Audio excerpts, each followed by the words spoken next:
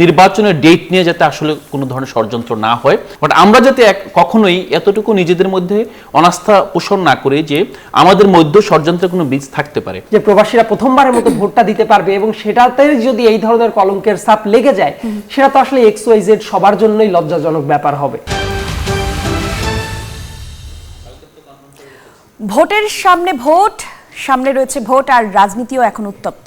একদিকে BNP chairman Tarique Rahman বলছেন vote নিয়ে দেশি বিদেশি ষড়যন্ত্র থেমে নেই, অন্যদিকে জামায়াতে ইসলামীর আমির হুঁশিয়ারি দিচ্ছেন ভোটে হাত দিলে আগুন জ্বলবে। প্রশ্ন হচ্ছে এই ষড়যন্ত্র আসলে তাহলে করছে কারা, কার বিরুদ্ধেই বা এই সতর্কবার্তা, আর কার জন্য এই হুমকি?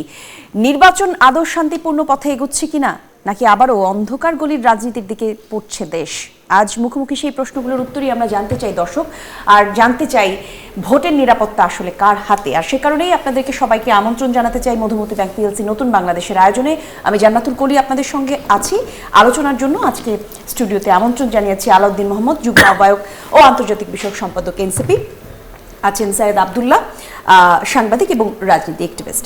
আমন্ত্রণ আপনাদের দুইজনকে নতুন বাংলাদেশের আয়োজনে। ভোট আজকে আলোচনার বিষয় ঠিক করেছি আমরা ভোটের উত্তাপ এবং ষড়যন্ত্র তত্ত্ব।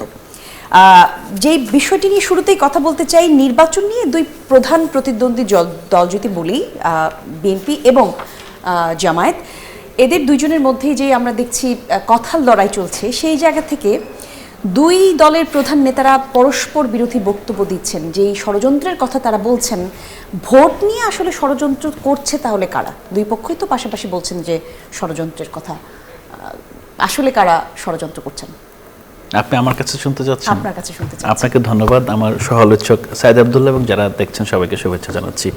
প্রথমত, এই নির্বাচনটা আমরা দীর্ঘদিন পরে এমন একটা নির্বাচন পাচ্ছি যেখানে একটা টান উত্তেজনা আছে এবং দুই পক্ষই মনে করছে যে তারা জিততে যাচ্ছে, এবং এটা মনে হয় নির্বাচনের সবচেয়ে শুভকর দিক।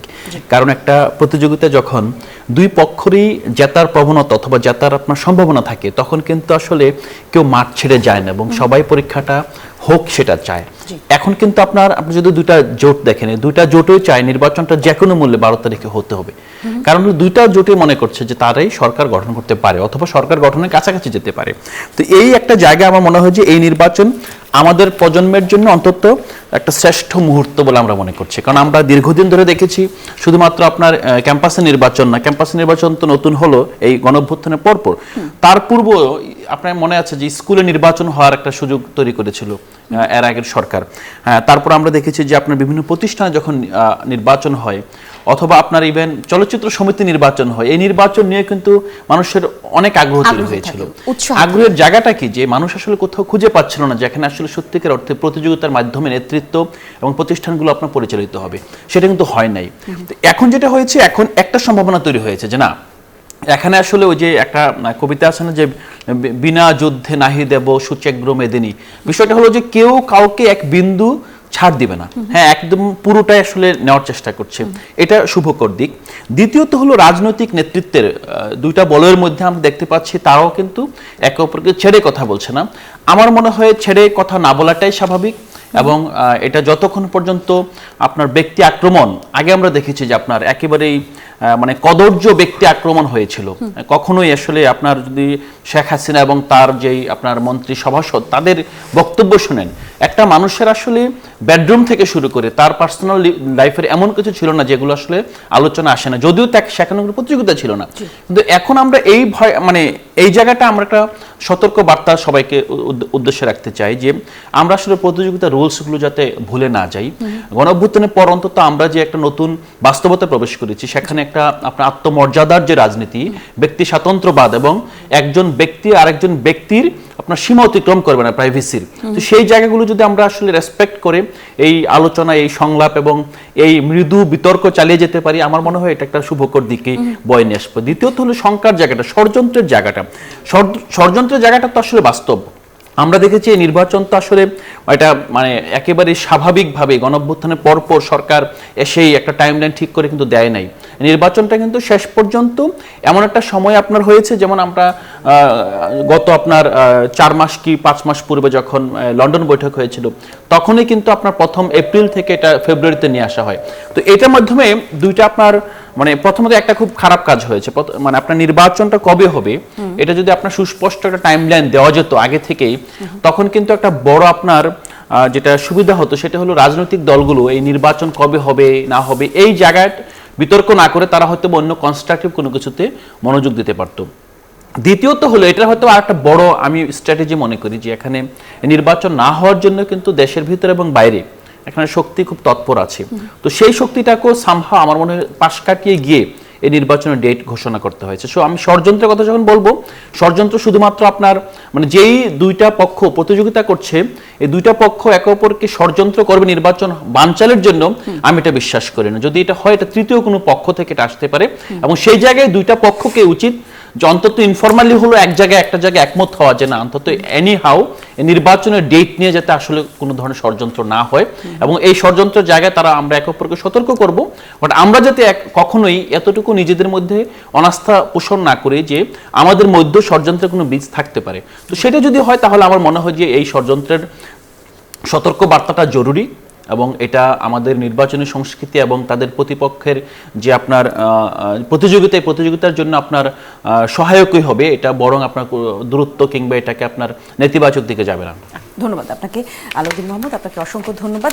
সাইদ আব্দুল্লাহ, আপনি তো একজন সাংবাদিক, একই সাথে রাজনীতি অ্যাক্টিভিস্ট, আপনার কাছে জানতে চাই এই যে দুই দলের প্রধানরা যেই অভিযোগগুলো করছেন, ভোট নিয়ে ষড়যন্ত্রের অভিযোগ করছেন, এটা তাহলে আসলে কার পক্ষে যাবে? আলাউদ্দিন মোহাম্মদ যেরকমটা বললো আসলে যে এই ধরনের অভিযোগ ভোটের আগে হয়ে থাকে এবং এগুলো স্বাভাবিক বা এগুলো ভোটের নিয়ম প্রক্রিয়ার মধ্যেই পড়ে, তাহলে ষড়যন্ত্র আসলে কারা করছে? সরকার, প্রশাসন, কোনো রাজনৈতিক দল, মানে কারা করছে ষড়যন্ত্র? জনগণ কি ভাববে? ধন্যবাদ আপনাকে, আপনার চ্যানেলের যারা দর্শক আছেন এবং আমার বিজ্ঞ সমালোচক যিনি আছেন।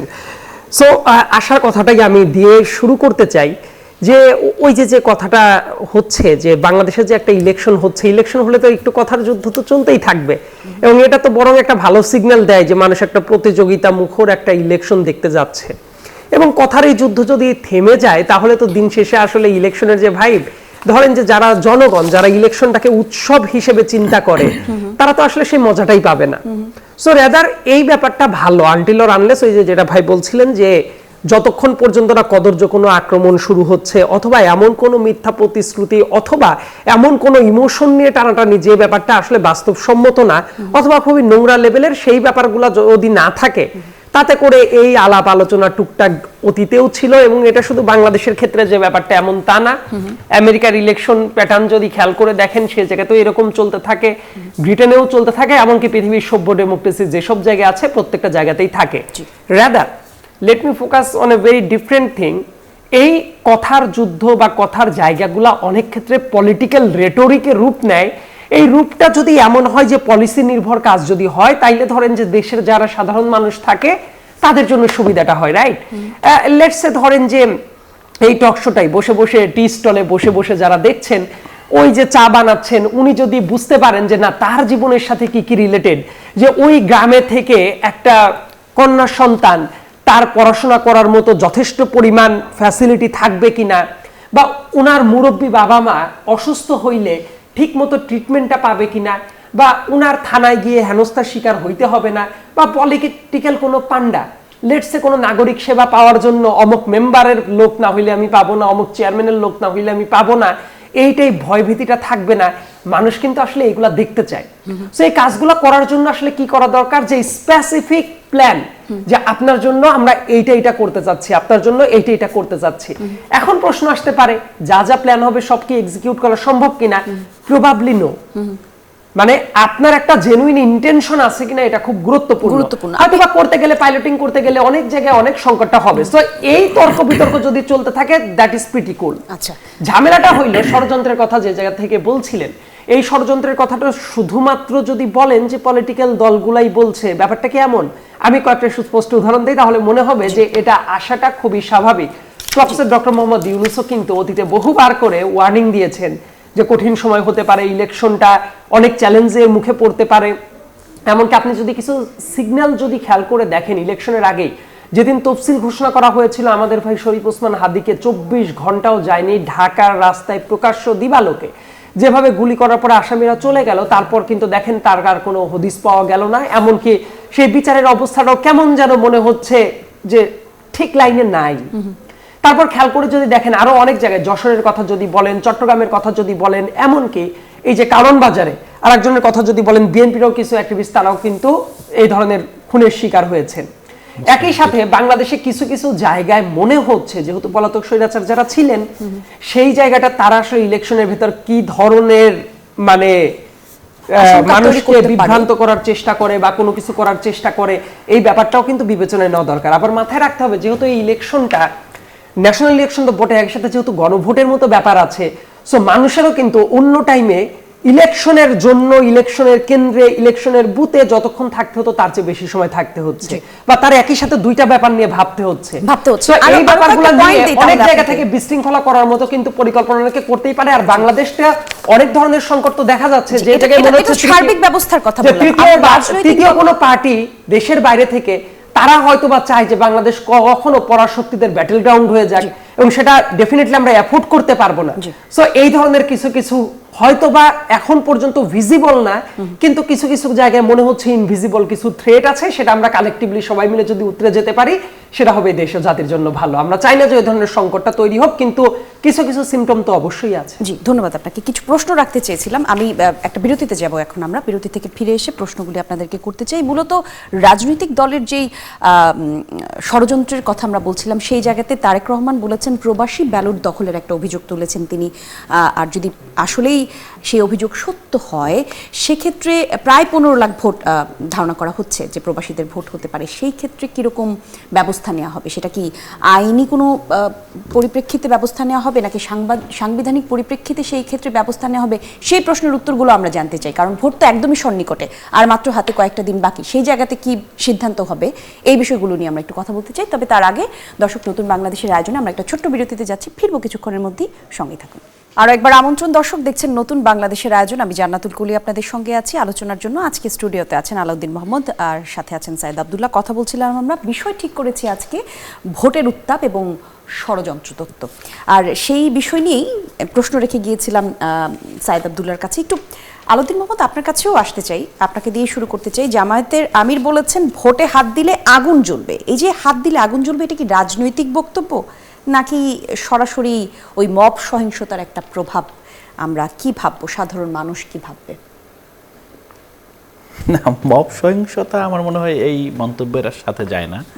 কারণ আপনার মব সহিংসতার যেই রেটরিক বলেন অথবা ন্যারেটিভ, এটা কিন্তু বিএনপিরও না, জামাতেরও না, এনসিপিরও না। হ্যাঁ, এইটা হলো এই জুলাই গণঅভ্যুত্থানে যারা হেরে গিয়েছেন তারাই কিন্তু আড়াল থেকে জনরোষ এবং কার্যত জনরোষকে ঠেলতে ঠেলতে অভ্যুত্থানের ঘটনাবলিতে নিয়ে যাওয়া, জুলাইতে ফিরিয়ে নিয়ে যাওয়া হলো তাদের একটা প্রকল্প।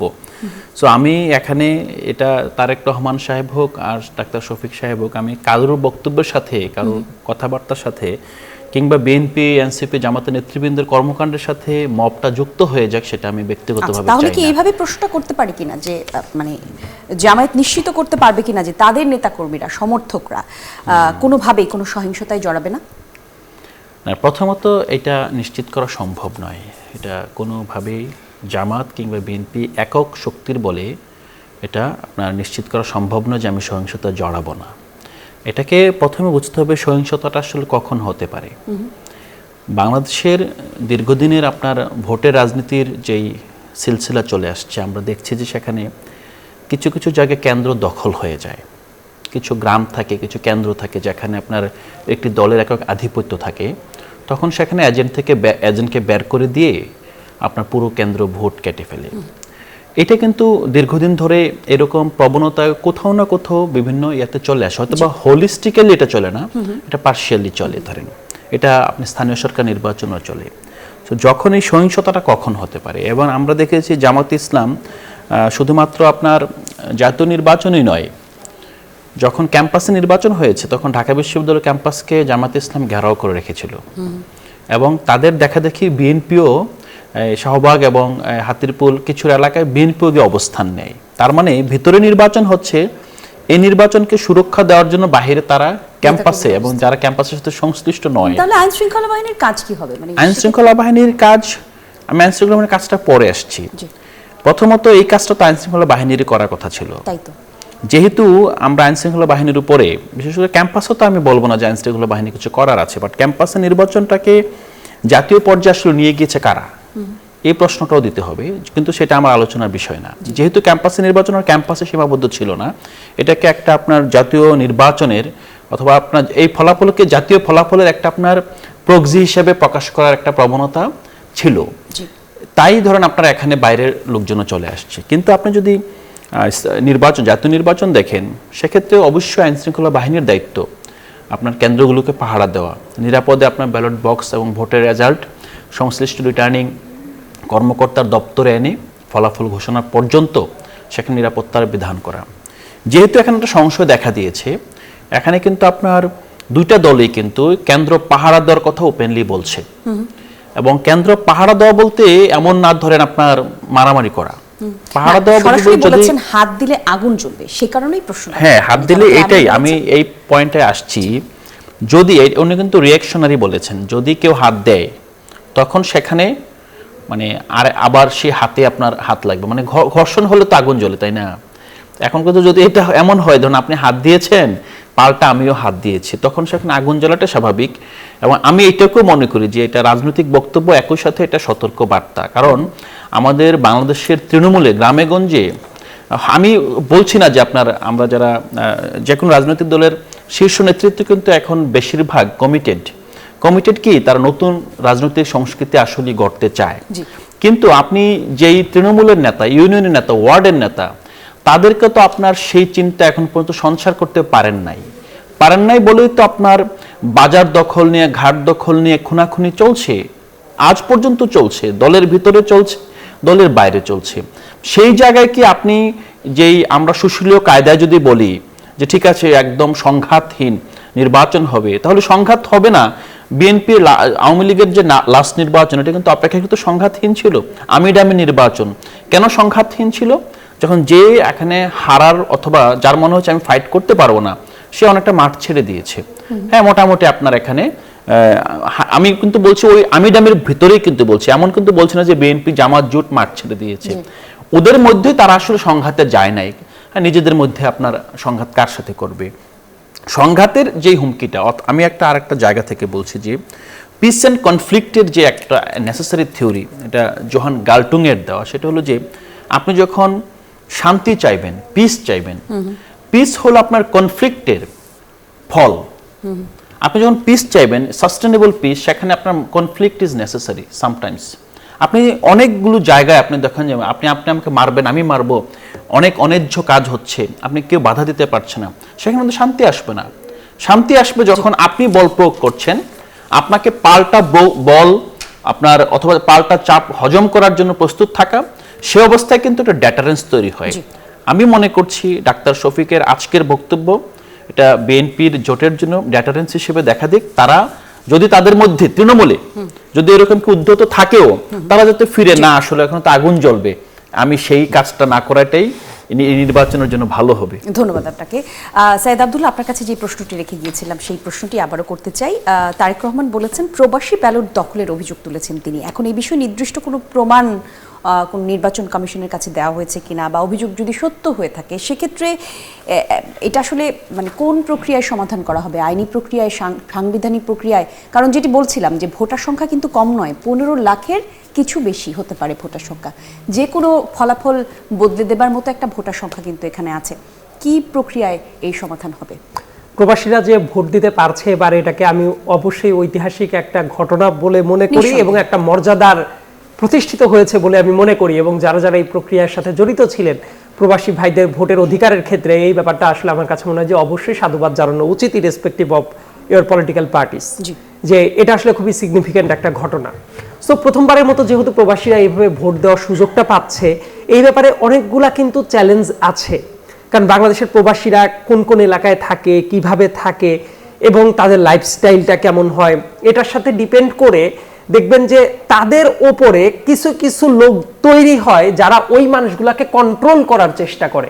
বেসিক্যালি আপনি যদি মিডল ইস্টের কথা চিন্তা করেন বা মালয়েশিয়ান বেল্টের কথা যদি চিন্তা করেন, আমাদের শ্রমিক ভাইরা যারা যান, তাদের কিন্তু লাইফস্টাইলটা ধরেন যে ইউরোপে যারা আছেন অথবা আমেরিকার জোনগুলোতে যারা আছে তাদের মতো না।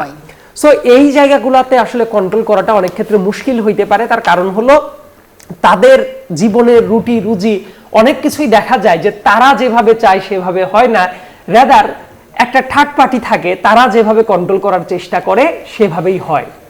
এই ধরনের ধারণাটা আর একটু সুস্পষ্ট হয়েছিল কিভাবে, কিছুদিন আগে নিশ্চয়ই যারা অনলাইনে যারা থাকেন অবশ্যই আপনাদেরও চোখ এড়ানোর কথা না, দুইটা ভিডিও ছড়িয়ে পড়েছিল, অবশ্যই নিশ্চয়ই আপনিও দেখেছেন, সেটা চোখ এড়ানোর কথা না। একজন দায়িত্বপ্রাপ্ত মানে সংবাদ মাধ্যমের লোক হওয়ার সাপেক্ষে আমার মনে হয় যে আপনারও নজরে পড়ার কথা। সেই জায়গায় যে ধরনের কথাবার্তা চলছিল ওই ভিডিওর ভেতরে, সেটা তো যথেষ্ট পরিমাণ আপত্তিকর, রাইট? কারণ ওই জায়গায় বলা হচ্ছিল এই যে একসাথে একই বাসায় একই রুমে সবগুলো নিয়ে যাওয়া হচ্ছে, এটা তো আসলে থাকার কথা না। আবার বলা হচ্ছে এই এটা ভিডিও করিস না, এটা ছাড়াই পড়লে অমুক হবে তমুক হবে। তার মানে এই যে ভিডিও করা যাবে না, না করে এইভাবে এক জায়গায় রাখতে হবে, কাজ করা হবে, যে ঠিক হচ্ছে না সেটাও তারা জানতেন। এক্স্যাক্টলি। তার মানে এই যে এই ব্যাপারটা তো অন্তত পক্ষে আপনি যেভাবেই রিড করেন না কেন, কোনো অবস্থাতেই এটা একটা ফেয়ার প্রসেস না। এখন এত ঐতিহাসিক একটা কাজ করতে যাচ্ছি আমরা, যে প্রবাসীরা প্রথমবারের মতো ভোটটা দিতে পারবে, এবং সেটাতে যদি এই ধরনের কলঙ্কের ছাপ লেগে যায়, সেটা তো আসলে XYZ সবার জন্যই লজ্জাজনক ব্যাপার হবে। এবং এই জন্য এই ব্যাপারটা ডিল করার জন্য তারেক রহমান তো খুবই পারফেক্টলি বলেছেন, তার উদাহরণ তো কয়েকটা অলরেডি দেখা গেছে। কিন্তু আমি যেটা মনে করি, এখনো ইলেকশন কমিশন যদি সত্যিকার অর্থে স্টেপ নেন, তাহলে এই ব্যাপারটা খুবই কমায় আনা সম্ভব এবং মোটামুটি একটা ভালো প্রবাসীদের ইলেকশন করাটা সম্ভব। একটা জায়গায় খুব কম সময় আছে, আমরা আরেকটা বিরতিতে যাব। প্রশ্ন হচ্ছে ষড়যন্ত্রের যে আভাস দেওয়া হচ্ছে প্রতিনিয়ত, এই জায়গা থেকে কি ভোটের পরিবেশ আরো আতঙ্কিত হয়ে উঠছে না? সাধারণ মানুষ কি তাহলে ভোট দিতে যাবেন? তারা কি ভাবছেন যে ভোট দিতে গেলে কোনো আশঙ্কার তৈরি হচ্ছে কিনা, কোনো ঝামেলা হবে কিনা, মারামারি হবে কিনা, হানাহানি কাটাকাটির ঘটনা হবে? তার মানে এটার পোস্টাল ব্যালটে নাই, আমরা এখন নরমাল ব্যালটের হিসাবে চলে এসেছি, রাইট? এটাই যদি হয়, এটা ডিপেন্ড করবে যে ল এন্ড অর্ডার সিচুয়েশন কিভাবে ফাংশন করছে। একটা ভালো ইলেকশন হওয়াটা কি জানেন, দিন শেষে রেজাল্ট কি হইলো সেটা পরের হিসাবে। একটা ভালো ইলেকশন হওয়া মানে বিএনপির জন্য বিজয়, জামাতের জন্য বিজয়, এনসিপির জন্য বিজয়, এবি পার্টির জন্য বিজয়, সবার জন্যই বিজয়। কিন্তু একটা ভালো ভোট যদি না হয়, যে কারণে বাংলাদেশের স্বৈরাচার তৈরি হয়েছিল, তার অ্যাবসলিউট কারণটা ছিল কোনো ফেয়ার ইলেকশন ছিল না। সো তাহলে তো দিল্লি থেকে কেউ মুস্কি মুস্কি হেসে বলবে যে ঠিক আছে আমি নাই, তারপরে তো তোমরা ফেয়ার ইলেকশন করতেই পারলা না। Whereas professor doctor Mohammad Yunus বলেছিলেন স্মরণকালে সবচেয়ে ভালো ইলেকশন হবে। কিন্তু যদি আমরা সেটাও না করতে পারি, তাহলে তো তখন যারা যারা ইলেকশনকে রিগিং করতো তাদের কাছে একটা এক্সকিউজ তৈরি হবে, বোধহয় জাতি হিসেবে এরা কেউই ভালো না, অতএব আমাদের দোষ ছিল না, অতএব এটা হওয়া উচিত না। কিন্তু এই জায়গায় ব্যাপারটা হইল, যখন আমি দেখি দায়িত্বপ্রাপ্ত যারা আছেন তারা যেভাবে দাঁত কেলিয়ে মাঝে মাঝে হাসতে থাকেন, এমনকি যে মুহূর্তে ল এন্ড অর্ডার সিচুয়েশন যেভাবে ঠিক করার কথা, ওই টাইমে গিয়ে যখন দেখি যে তরকারির আলু ঠিকঠাক আছে কিনা বা ঝালটাল ঠিক আছে কিনা, এইটা নিয়ে বেশি তারা মনোযোগী থাকেন, তখন মনে হয় যে ইনাদের সিরিয়াস লেভেলের ইনক্যাপাসিটিটা আছে। এই সিরিয়াস লেভেলের ইনক্যাপাসিটিটা থাকার জন্য মানুষের মনে অনেক সন্দেহটা তৈরি হইতে পারে। এইটা মাথায় রাখতে হবে যে ভোটের ইমিডিয়েটলি লাস্টের 3-4 দিনটা খুবই গুরুত্বপূর্ণ। এই টাইমে যদি বিভিন্ন জায়গায় সংঘাত হয়, খুনাখুনি হয়, মারামারির মতো হওয়ার চেষ্টা করে, তাহলে দেখা যায় অনেক মানুষ আছে ঠিক আছে ভোট কেন্দ্রে যে কি ঝামেলা করার দরকার, কোনো ঝামেলা করব না, এইটা হওয়া উচিত না। কিন্তু এখন পর্যন্ত এই ব্যাপারটা মানুষকে পুরোপুরি আশ্বস্ত হয়তো বা করা যায় নাই। এই জায়গায় আইন শৃঙ্খলা বাহিনীর তো দায়িত্ব অবশ্যই আছে, কিন্তু একই সাথে রাজনৈতিক দলগুলোও যাতে মনে করে যে রেজাল্ট যাই হোক, ভোট কেন্দ্রে মানুষ যাচ্ছে, এটাও যে তাদের জন্য একটা বিজয়, রাজনৈতিক দলগুলোরও প্রত্যেকটা রাজনৈতিক দলেরই দায়িত্বশীল ভূমিকাটা নেওয়া উচিত। জি, ধন্যবাদ আপনাদেরকে। আরো একটা বিরতির সময় হয়েছে। দর্শক দেখছেন নতুন বাংলাদেশের আয়োজন, প্রশ্ন নিয়ে এবং উত্তর দিতে আবারও ফিরছি কিছুক্ষণ পর, সঙ্গেই থাকুন। আরো একবার আমন্ত্রণ, নতুন বাংলাদেশ দেখছেন দর্শক। আলোচনার জন্য স্টুডিওতে আছেন আলাউদ্দিন মোহাম্মদ, যুগ্ম আহ্বায়ক এবং আন্তর্জাতিক বিষয়ক সম্পাদক এনসিপি, আছেন সঙ্গে সাইদ আব্দুল্লাহ, সাংবাদিক এবং রাজনীতি অ্যাক্টিভিস্ট। আমরা কথা বলছিলাম তাদের সঙ্গে। আলাউদ্দিন মোহাম্মদ, আপনি কথা বলতে চাইছিলেন বেশ কয়েকটা বিষয় নিয়ে, আপনি কথা বলতে চাইছিলেন পোস্টাল ব্যালট নিয়ে, আপনার কথাটা শুনবো।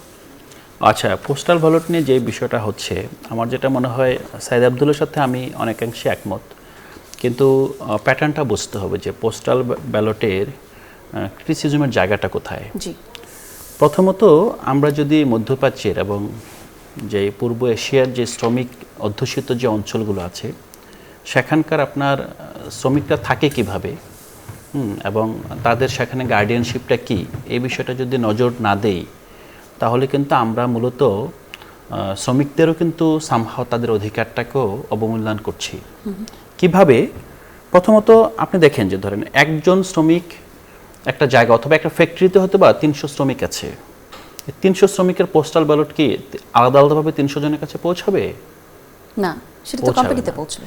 এইটা যেটা হয়েছে আপনার, আমি মালয়েশিয়াতে ছিলাম গত সপ্তাহেই, আসলাম সেখান থেকে। প্রবাসী ভোটকে কেন্দ্র করে যেই উত্তাপ ছড়িয়েছে দেশের বাইরে, এটা কখনোই বাংলাদেশিরা, প্রবাসীরা কখনো অনুভব করেনি তারা বাংলাদেশের নাগরিক। তাদের এই যে উচ্ছ্বাস, সেই উচ্ছ্বাসের মধ্যে আপনি সেখানে কিন্তু কোনো বিতর্ক নাই, কারণ সেখানে জানে এই ব্যবসায়ী উনি আসলে কোন দলের সাপোর্টার, ওই ব্যবসায়ী কোন দলের সাপোর্টার, এটা জানে। এবং বেশিরভাগ যেটা হয়েছে, যে দলের সাপোর্টার সে তার যে অনুগত আছে, শ্রমিক হোক অথবা তার অনুসারী আছে, তাদের জিনিসটা এখানে রেজিস্ট্রেশনটা করে দিয়েছে। তাহলে কি আপনি বলতে চাইছেন প্রবাসীদের ভোটের ব্যাপারে আরো স্বচ্ছ প্রক্রিয়া অথবা না, আমি স্বচ্ছ প্রথমত এটাকে ডিজিটাইজ করতে হবে, এটা নেক্সট আপনি স্টেজের কাজ। কিন্তু প্রাথমিকভাবে যেই কাজটা হয়েছে, এই কাজটাকে যেমন একটা দলের প্রধান থেকে বলতে হবে এরকম ঘটনা ঘটে নাই। মধ্যপ্রাচ্যে বলেন, আপনার মালয়েশিয়াতে বলেন, আমি এই সময়ের ভিতরে 2টা মধ্যপ্রাচ্যে, সৌদি আরবে গিয়েছি, মালয়েশিয়াও গিয়েছি, আমরা অন্য প্রয়োজনে গিয়েছি। আমরা সেখানে মূল জায়গাটা হলো যে আমরা ওখানকার বাস্তবতাটা বুঝি না। আপনি যদি মালয়েশিয়ার কথা বলেন, মালয়েশিয়া এমন বাংলাদেশি আছে তার আন্ডারে 1600 আপনার ওয়ার্কার আছে, কারো আন্ডারে 10,000 ওয়ার্কার আছে, তার অফিসে 10,000 পাসপোর্ট আছে, কারণ ওখানে পাসপোর্ট কোম্পানিতে জমা দিয়ে তারপর কাজ করতে চায়।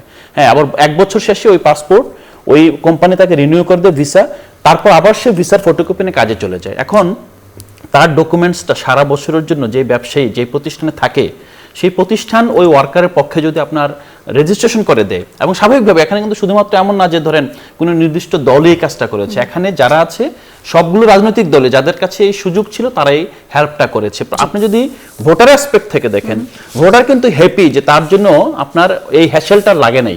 আর আপনি যদি এই কাজটা না করে দিত, আজকে আপনার যে প্রায় 1 মিলিয়নের মতো, 15 লক্ষের মতো আপনার ভোটার রেজিস্ট্রেশন হয়েছে, আপনি সেই পুশআপটা না করলে আপনি রেজিস্ট্রেশন হতো না। কারণ একটা ওয়ার্কার যে জায়গায় থাকে, যেই পরিবেশে থাকে, সেই পরিবেশে তার কাছে অবশ্যই ভোট গুরুত্বপূর্ণ।